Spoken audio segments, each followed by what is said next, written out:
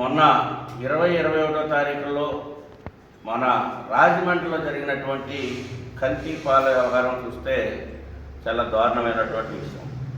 మనకొక ఉదాహరణ ఆశ్చర్యం ఏంటంటే, ఎప్పుడు కూడా అధికారులు ఏదైనా ప్రమాదం జరిగితే కానీ దానిపైన వెళ్ళి టెస్టులు చేసేటువంటి పరిస్థితి కానీ, చర్యలు తీసుకునేటువంటి పరిస్థితి కానీ, ఇన్స్పెక్షన్ చేసేటువంటి పరిస్థితి కానీ ఎక్కడ లేదు. అది ఒక డిపార్ట్మెంట్ కాదు, అన్ని డిపార్ట్మెంట్స్ కూడా ఆ రకంగానే ఉన్నాయి.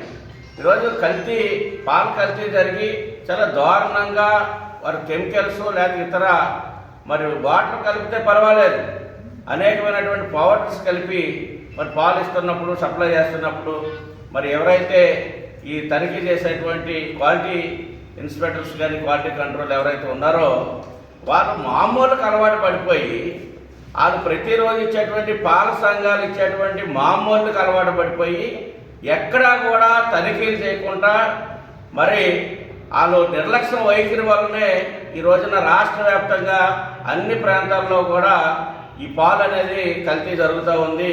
అది యథార్థమైనటువంటి విషయం.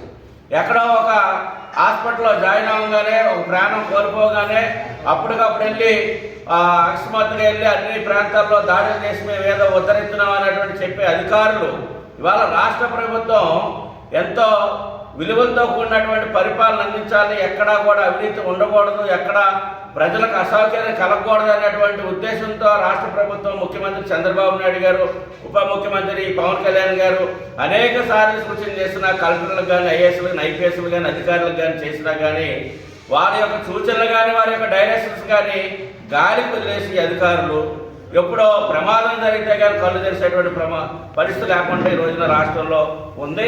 ఇప్పటికైనా అధికారులు ఒక పాల తనిఖీ కాదు, ఆర్టీసీ బస్సులో లేకపోతే ప్రైవేట్ ట్రావెల్స్లో ప్రమాదాలు జరిగితేనే ఆర్టీ ఆఫీస్ నుంచి వెళ్ళి అప్పటికప్పుడు బస్సులను తనిఖీ చేసేటువంటి పరిస్థితి.